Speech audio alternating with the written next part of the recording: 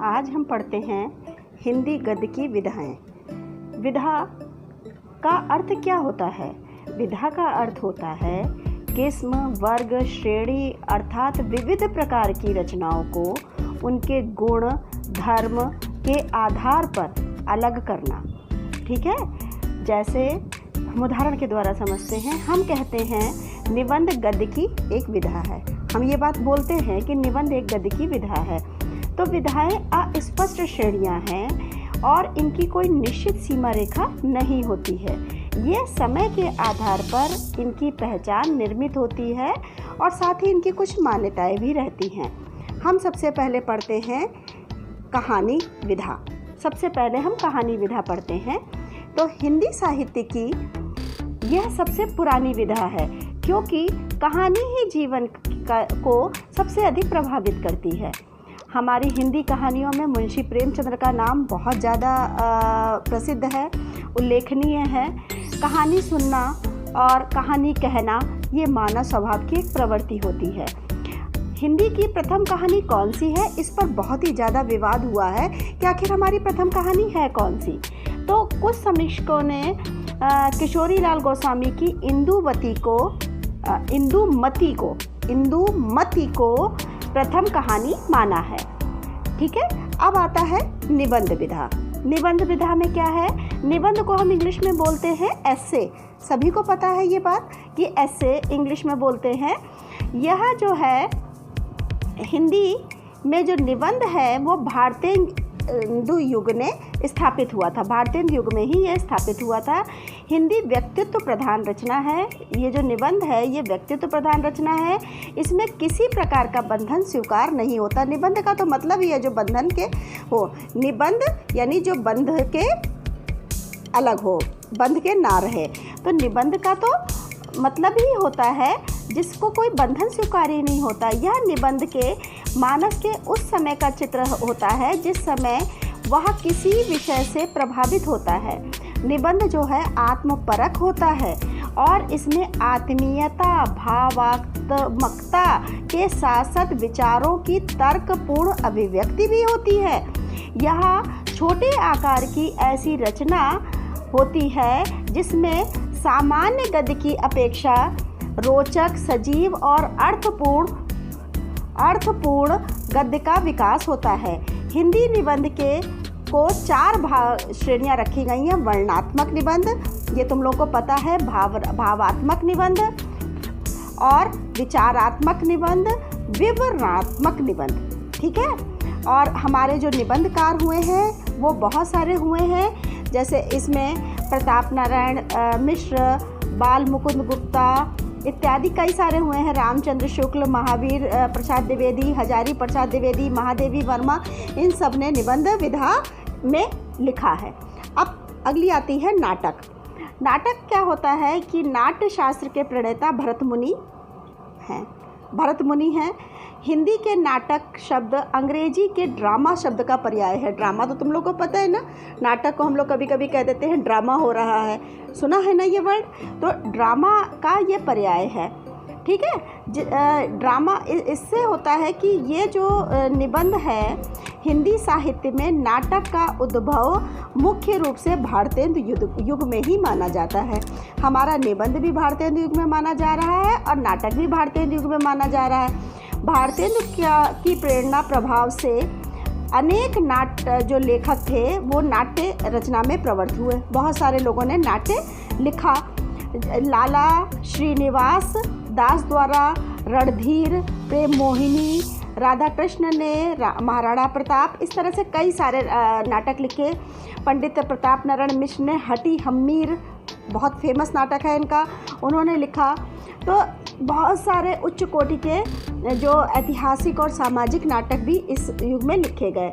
यह एक एकांकी की ही एक रूप होता है। अब हम पढ़ते हैं एकांकी। ये दिख रहा है ना, एकांकी जो है वो नाटक का ही एक समरूप माना जाता है। एकांकी साधारणतः नाटक के उस रूप को कहते हैं जिसमें केवल एक अंग का प्रयोग होता है। जैसे नाटक में कई सारे भाग होते हैं, पर एकांकी में सिर्फ एक भाग, एक एकांकी का समझ में आ रहा, एक अंक जिसमें होगा, यानी एक भाग होगा और उसमें पूरा जो है स्क्रिप्ट खत्म हो जाएगी, उसको हम एकांकी कहते हैं। भारतीय युग में एकांकी लेखन का शुभारंभ हुआ, ये भी भारतीय युग में शुभारंभ हुआ। भारतीय जी द्वारा लिखी धनंजय विजय, अंधेर नगरी, भारत दुर्दशा, बहुत सारी इन्होंने एकांकियाँ लिखी थी। प्रसाद ने लिखी थी एक घूंट, जो हिंदी की बहुत अच्छी उत्कृष्ट एकांकी मानी गई है। इसमें राम कुमार वर्मा को एकांकी का सम्राट एक तरह से कहा गया है, और ये जो है इन्होंने बहुत ही अच्छी एकांकी लिखी हैं। विष्णु प्रभाकर, भगवती चरण वर्मा और लक्ष्मी नारायण मिश्र, जगदीश चंद्र माथुर, विनोद रस्तोगी आदि प्रमुख एकांकीकार हैं। अब आते हैं हम उपन्यास पर। उपन्यास को इंग्लिश में क्या कहते हैं? नॉवेल। ये पता है सभी को। नॉवेल, नॉवेल शब्द का शाब्दिक अर्थ होता है उप अर्थात सामने, न्यास अर्थात जो है रखना, सामने रखना, उप यानी सामने रखना। तो इसको तो इंग्लिश में नॉवेल कहते हैं, लेकिन उपन्यास का अर्थ क्या होता है?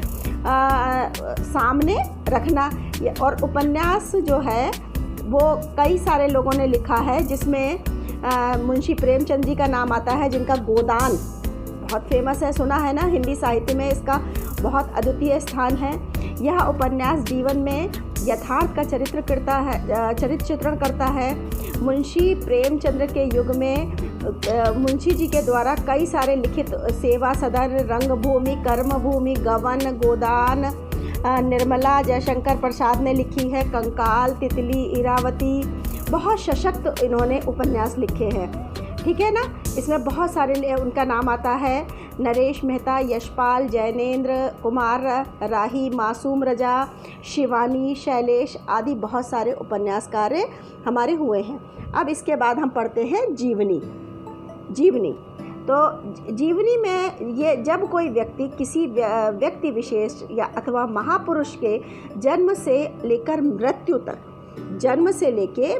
तक जब वो सारी बातें लिखता है, सारी उसके एक घटनाक्रम जब वो लिखता है, तो उसको, और वो भी उसको क्रमबद्ध करता है। ऐसे नहीं कि सबसे पहले कुछ और हुआ, ये नहीं हुआ, जैसे जन्म से लेके बाल अवस्था, युवावस्था, इस तरह से लेके आखिरी तक जो सारे क्रमबद्ध तरीके से जो चित्रण करता है, उसको हम जीवनी कहते हैं। उसको हम जैसे ऐसा लगता है जैसे उस व्यक्ति का संपूर्ण जो व्यक्तित्व जो है वो स्पष्ट हो गया हो, उसको हम जीवनी कहते हैं। ठीक है? जीवनी विधा का सूत्रपात द्विवेदी युग से हुआ था। द्विवेदी युग के प्रमुख जीवनी लेखक डॉक्टर संपूर्णानंद थे। प्रमुख जीवनी लेखकों में लाला लाजपत राय, बाल गंगाधर तिलक, जवाहरलाल नेहरू इत्यादि थे। और आधुनिक में भी बहुत सारे लिखे थे। प्रेमचंद्र की कमल का सिपाही लिखी थी, मदन गोपाल ने कमल का मजदूर लिखा था। तो इस तरह से कई सारे लिखे इसमें हुए हैं। फिर आता है आत्मकथा। आत्मकथा ये भी जीवनी के समान ही विशेष लोकप्रिय है। जैसे जीवनी लोकप्रिय है, वैसे ही आत्मकथा भी बहुत विशेष लोकप्रिय है। लेखक अपने जीवन के विभिन्न परिस्थितियों और दशाओं को मानसिक और भावात्मक विकास की कहानी कहता है। यह उसका वर्णन है उसके जीवन काल की पारिवारिक, सामाजिक, आर्थिक, राजनैतिक पृष्ठभूमि के संदर्भ में होता है। इस विधा में उल्लेखनीय योगदान देने वाले रचनाकार तथा रचनाएं कौन कौन सी हैं, ये अब हम देखते हैं।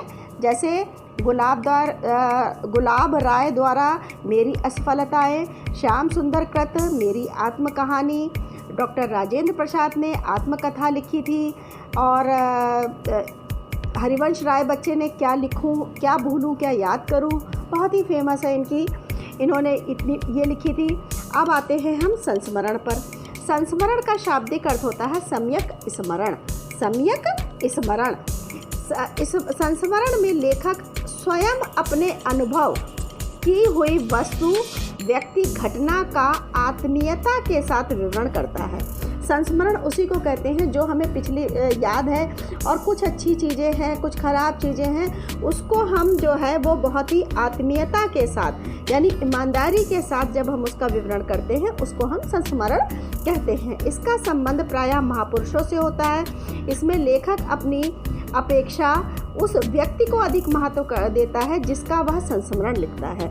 जैसे हमने किसी के बारे में भी संस्मरण लिखा, अपने कॉलेज में ही किसी टीचर के लिए लिख रहे हैं, तो हम उसको व्यक्ति को महत्व देंगे जिसके विषय में वो हमारा संस्मरण जुड़ा हुआ है। समझ में आ रहा है? हिंदी के प्रमुख संस्मरण लेखकों में हरिभाऊ उपाध्याय, महादेवी वर्मा, बनारसी दास चतुर्वेदी, राम बख्श वेनीपुरी, काका कालेकर इत्यादि हैं। अब आता है रेखा चित्र। ठीक है, रेखा चित्र। रेखा चित्र में जो है ये अंग्रेजी शब्द स्केच, जो हम स्केचिंग करते हैं ना, स्केच का हिंदी अनुवाद है, जो दो शब्दों रेखा और चित्र का योग से बना है।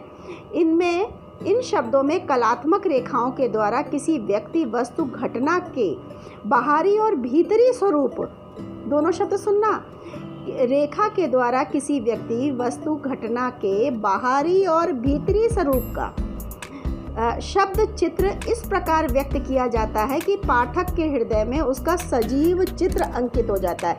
इस तरह से वर्णन किया जाता है किसी भी रेखा चित्र का कि ऐसा लगता है जैसे हम जिस भी व्यक्ति के बारे में सुन रहे हैं वो हमारे सामने है और उसका सजीव चित्र अंकित हो जाता है। रेखा चित्र में चित्रकला और साहित्य का सुंदर समन्वय दिखाई पड़ता है। यह विधा जो है वो छायावादोत्तर युग में विकसित हुई विधा है। ये विधा छायावादोत्तर युग में विकसित हुई थी। सफल रेखा चित्रों में रचना के लिए विचार तत्व कौन कौन सी चीज़ों की आवश्यकता है? विचार तत्व, सूक्ष्म पर्यवेक्षण, भावना, कल्पना की आवश्यकता होती है।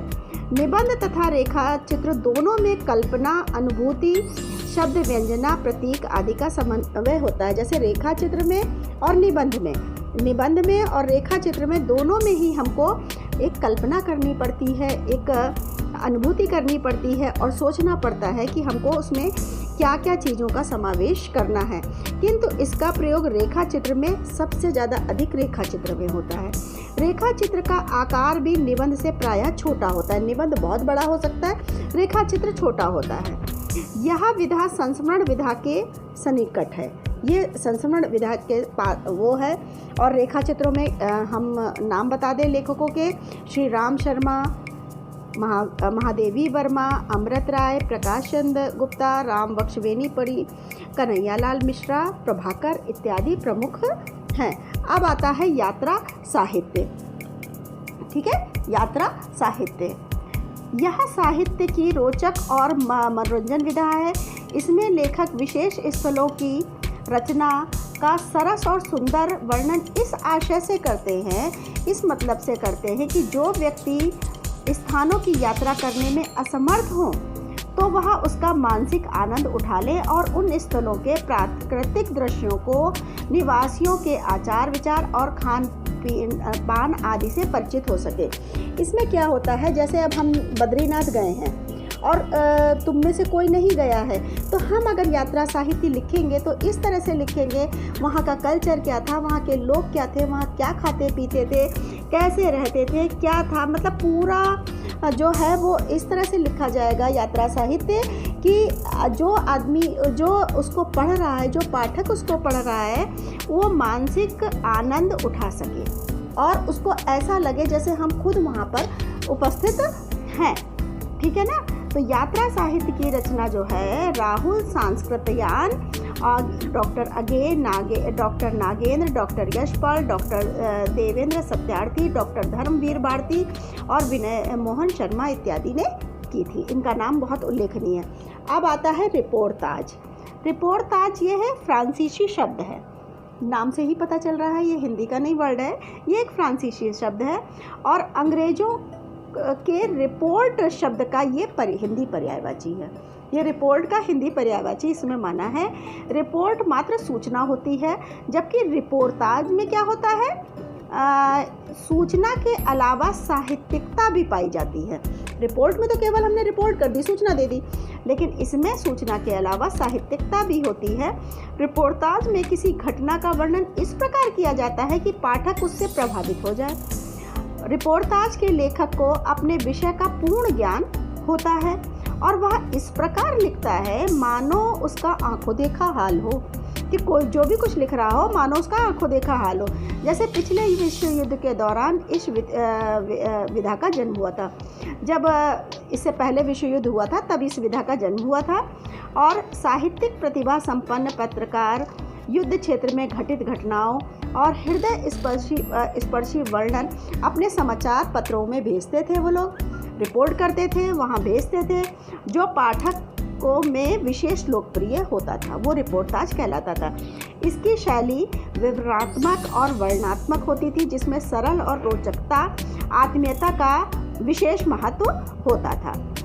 ठीक है, अब इसमें कौन कौन से जो हमारे लेखक आए हैं? शिवदान सिंह चौहान द्वारा रचित लक्ष्मीपुरा इसमें उल्लेखनीय मानी जाती है। और रागेय राघव द्वारा बंगाल का अकाल, ये भी बहुत है। इसमें कई सारे लेखक हैं। अमृत राय हैं, विष्णु प्रभाकर हैं, निर्मल वर्मा हैं, कुबेरनाथ राय हैं, धर्मवीर भारती हैं, इत्यादि कई सारे हैं। उपेंद्रनाथ अश्क भी इसमें ही आते हैं रिपोर्टाज में। ठीक है, अब अगला आता है भेंट वार्ता। भेंट वार्ता में क्या है कि लेखक किसी महान नेता, शासक, साहित्यकार से जब मिलता है तो उसके विषय में अनेक परिचयात्मक तथ्यों का संकलन करता है, फिर साहित्यिक ढंग से उसकी व्याख्या प्रस्तुत करता है। इसे प्रश्नोत्तर शैली में लिखा जाता है।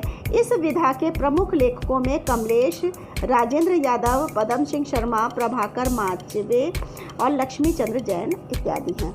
अगला आता है पत्र साहित्य। जब कोई पत्र साहित्य में क्या है? जब कोई व्यक्ति किसी कारणवश अपने निजी काम के लिए अपने संबंधियों को प्रेम पूर्वक उचित आदर और सम्मान, स्नेह भाव को प्रकट करते हुए पत्र लिखता है, उसके उत्तर की अपेक्षा करता है, तो वह पत्र साहित्य का सृजन करता है। वही पत्र साहित्य है ना। जब हम पहले लेटर एक दूसरे को लिखते थे, फिर उसका जवाब आता था, तो यही पत्र साहित्य। कभी कभी क्या होता था कि पत्र जब कोई किसी उद्देश्य के लिए लिखा जाता है तो वही वो साहित्य बन जाता है। आजकल संचार क्रांति के कारण पत्र साहित्य को बराबर स्थान नहीं मिल रहा है, क्योंकि हमारा मोबाइल फ़ोन ने बहुत सारी जगह इसकी छीन ली है। पत्र वह है जिसके द्वारा मनुष्य अपने भावों, अपने इच्छा दूसरे के समक्ष प्रकट करता है। पत्र साहित्य में साहित्यिकता के साथ साथ तत्कालीन समय का विवरण और किसी न किसी रूप में आ ही जाता है। इस क्षेत्र में कौन कौन आए थे? बैजनाथ सिंह विनोद द्वारा इन्होंने लिखी थी द्विवेदी पत्रावली, बनारसी दास चतुर्वेदी, वियोगी हरि, हरिवंश राय बच्चन, कई सारे नाम इसमें उल्लेखनीय हैं। अब अगला आ रहा है डायरी। डायरी डायरी क्या है? अंग्रेजी शब्द है, ये पता ही चल रहा है, जिसको हम हिंदी में दैनिक कहते हैं। डायरी अंग्रेजी शब्द है। यह लैटिन भाषा के डायस शब्द से बना है। डायस शब्द संस्कृत के दिवस शब्द का समानार्थक शब्द है। बड़ी आश्चर्य की बात है, ये अंग्रेजी भाषा से बना है और अंग्रेजी हमारी, और जो डायस अंग्रेजी का शब्द है वो हमारी संस्कृत भाषा से बना है। तो दिवस समानार्थक शब्द है। डायरी के पर्यायवाची शब्द दैनिकी, दैनिनी, रोजमर्रा इत्यादि कई सारे नाम हैं। डायरी का आकार कुछ पंक्तियों तक ही सीमित हो सकता है या ज़्यादा से ज़्यादा कुछ पृष्ठ तक होता है। डायरी ऐसा बहुत नहीं होता है कि हम इसके लिए जो है वो पूरी बुक छप जाए। डायरी 1 पेज 2 पेज, एक मतलब लिमिटेड होता है कि एक पैराग्राफ लिखा है, 1 पेज लिखा है या 2 पेज ज़्यादा। तो ये एक निश्चित इसका जो है वो पृष्ठ निश्चित होता है। कई पृष्ठों तक भी कोई लिखता है तो वो विस्तृत होता है, वो एक कहानी का रूप धारण कर लेता है। ठीक है, डायरी लेखन का आरंभ 1930 के लगभग हुआ था और क्या नाम है, नरदेव शास्त्री वेद तीर्थ को प्रथम डायरी लेखक माना जाता है। किसको माना जाता है? नरदेव शास्त्री वेद तीर्थ को। नरदेव शास्त्री वेद तीर्थ को डायरी का प्रथम लेखक माना जाता है। इसमें घनश्याम दास बिरला द्वारा लिखित डायरी के पन्ने और सुंदरलाल त्रिपाठी द्वारा दैनिनी, धीरेन्द्र वर्मा द्वारा मेरी कॉलेज डायरी, बहुत सारी हैं इसमें डायरी लेखक आए हैं। अब आता है अगला आलोचना। आलोचना आलोचना शब्द का शाब्दिक एक तरह से अर्थ है किसी वस्तु, पदार्थ, तथ्य आदि की पहचान सही रूप से करना और उसे भली भांति देखना। किसी की भी हम सही रूप से उसको हम देख रहे हैं, परख रहे हैं, ये कर रहे हैं और उसकी हम भली भांति से देख रहे हैं, पहचान कर रहे हैं। और भारतीय युग के समय से ही अनुदूतित जो अनुवाद करते हैं, अनुदूदित मतलब होता है जो अनुवाद करते हैं, अनुदूदित पुस्तकों की समीक्षाएं पत्र पत्रिकाओं में प्रकाशित होने लगी थी। तो कुछ हिंदी आलोचना परंपरा का भी सूत्रपात हो गया। भाई किसी ने अपनी एक कहानी लिखी, दूसरे को नहीं अच्छी लगी तो उसने उसकी आलोचना करके एक लिख दी, ठीक है। तो इसी तरह से आलोचना का जो सूत्रपात द्विवेदी युग से माना जाता है, इसका द्विवेदी युग से सूत्रपात माना जाता है। कालिदास की निरंकुशता द्विवेदी जी ने ही गुण दोष दिखाने वाली शैली में भाषा और व्याकरण दोषों का संग्रह किया है। इसी युग में मिश्र बंधुओं ने हिंदी नवरत्न नाम की एक आलोचनात्मक हिंदी संग्रह प्रकाशित किया था। आचार्य रामचंद्र शुक्ल हिंदी के युग दृष्टा आलोचक हुए। ये बहुत बड़े आलोचक थे। इन्होंने अपनी मौलिक प्रतिभा से साहित्य के सभी अंगों को सैद्धांतिक विवेचन करके एक समग्र साहित्य का शास्त्र का निर्माण किया था। बाबू श्याम सुंदर दास ने अपनी पुस्तक साहित्य लोचन में साहित्य सिद्धांतों की आलोचना की। और प्रगतिवादी युग में भी बहुत आए थे, डॉक्टर राम विलास शर्मा, शिव सिंह चौहान, नागेंद्र शर्मा, अमृत राय, शमशेर बहादुर सिंह, ये इस तरह से कई आए थे। और नई कविता में भी आए हैं डॉक्टर जगदीश गुप्ता, इंद्रनाथ, डॉक्टर नामवर सिंह इस समय बहुत ज़्यादा जो है वो अच्छे आलोचक माने जाते हैं, डॉक्टर लक्ष्मीकांत वर्मा इत्यादि। अब लास्ट आता है हमारा गद्य काव्य। गद्य काव्य क्या है कि गद्य काव्य के बीच विधा का नाम जो है वो मतलब गद्य और काव्य के बीच की जो विधा होती है उसको हम गद्य काव्य कहते हैं। गद्य और काव्य के बीच की विधा को हम गद्य काव्य कहते हैं। इसमें गद्य के माध्यम से किसी भावपूर्ण विषय की काव्यात्मक अभिव्यक्ति होती है। इसका गद्य भी सामान्य गद्य से अधिक सरस, अलंकृत और संगीतात्मक होता है। इसमें लेखक अपने हृदय के संवेगों की अभिव्यक्ति इस प्रकार करता है कि पाठक उसे पढ़कर रसमय हो जाता है। और यह निबंध की अपेक्षा संक्षिप्त होता है, व्यक्तिगत होता है और एक तथ्यात्मक होता है। एक तथ्य मतलब एक उद्देश्य लिया होता है, एक तथ्य होता है। इसका ध्येय प्रायः निश्चित होता है और इसमें केवल एक ही केंद्रीय भाव की प्रधानता रहती है। इसकी शैली प्रायः चमत्कार और कवित्वपूर्ण होती है। इसमें विचारों का समावेश भी प्रायः भावों के रूप में होता है। यद्यपि ये छंद में बंधा नहीं होता है, यानी छंदात्मक नहीं होता है, फिर भी इसमें शब्दों, वाक्यों की आवृत्ति इस प्रकार की होती है कि इसमें छंदों का ही आनंद आता है। प्रायः हिंदी गद्य गीतों का आरंभ राय कृष्णदास ने किया था और गद्य काव्य लेखकों में वियोगी हरि का नाम, राम कुमार वर्मा, राय कृष्णदास, राम बख्श बेनीपुरी इत्यादि का नाम इसमें गद्य काव्य में उल्लेखनीय है। ठीक है, तो इस तरह से हमारी हिंदी गद्य की ये सारी 16 विधाएं हैं। सबसे पहले कहानी, निबंध, नाटक, एकांकी, उपन्यास, जीवनी, आत्मकथा, संस्मरण, रेखा चित्र, यात्रा साहित्य, रिपोर्टाज, भेंट वार्ता, पत्र साहित्य, डायरी, आलोचना गद्य का। ठीक है।